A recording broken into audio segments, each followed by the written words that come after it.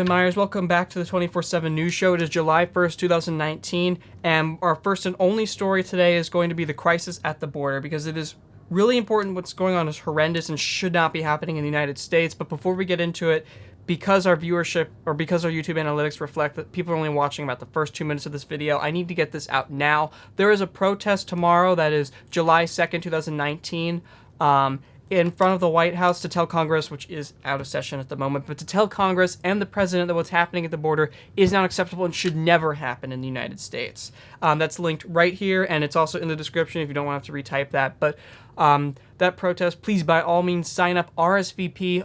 The details of it, what time it is, all that stuff is going to be at this link below. But let's get right into what is actually happening. So this is in a report that was obtained by NBC News. It is an internal report by the Department of Homeland Security of conditions at only one single migrant detention camp in El Paso. The name of the camp was not released in this report, as far as we know. And this follows a report by the New York Times about a week ago detailing similarly horrendous conditions at these camps, which reflect that really not a whole lot has changed since last year when we heard about parents being separated from their children at the border and detained in separate locations in what was dubbed the baby cages. And that practice was ended, but appears to have been resumed with a whole laundry list of other issues happening at the border. So let's just get right into what is going on. So at this one detention camp, which is overcrowded, there are only 4 showers for the 756 migrants. The cells that they are being held in are designed to hold 35 and are holding 155 people who are all sharing one sink and one toilet. That's abominable. And to continue with that, not only are these people being held against their will in these horrible conditions, but they're being held for longer than they are legally supposed to be held. DHS is only supposed to hold them for about 72 hours, but the report detailed that there were over 500 of the 756 migrants at this camp had been there over 72 hours. And in addition to that, medical conditions are horrendous at these camps. Agents report having to make 5 trips a day to nearby hospitals with migrants to get them treated. 75 migrants are treated a day for lice. And of course, this is underfunded, but the demand for the resources at these camps has been greatly increased by the Trump administration's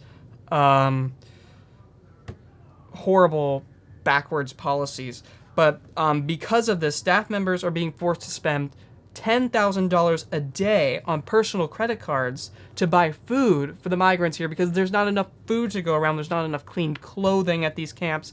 There isn't enough shelter as reported, but there are even people who are forced to stay outside at this one specific camp alone. We don't even know how bad it is at the other camps. I mean, honestly, this is reminiscent of what happened in World War II with the Germans and Nazi concentration camps, and like the conditions are quite similar to a point. The point being that there aren't gas chambers yet at this point, considering the Trump administration's just archaic policies regarding at the border. And why is this happening now? It's a simple question. It's a simple answer to that question. The 2020 election is coming up.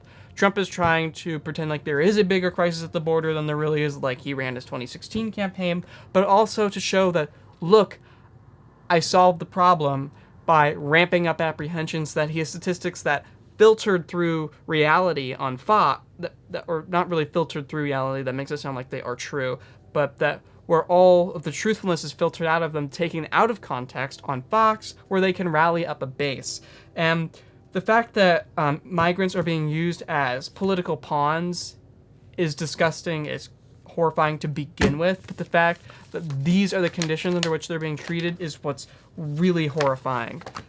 This is not something that should be happening in the United States. In 2019, I thought we learned our lesson with the Japanese internment camps during World War II, but apparently not. So once again, please, by all means, go to the protest tomorrow. That is Tuesday, July 2nd, 2019, in front of the White House. The details, once again, they're right here and in the description, because apparently the Trump administration has no moral values, which we kind of knew to begin with, but we constantly are being shown a new low by them. And we shouldn't have to police them like this. Say, no, this is not acceptable. This is like World War II. You cannot do this. I mean, I never thought we would have to have this discussion in 2019 in the United States. This shouldn't be happening. And in addition to this, Democratic lawmakers, or not Democratic lawmakers obviously opposed to this, but 2020 Democratic candidates have all said they would change these border policies as soon as possible, some making bolder promises than others. But the problem is we can't wait until, that's over a year away, the election, and they wouldn't take office until January of 2021. And these people don't have that much, you can't make them wait that much time.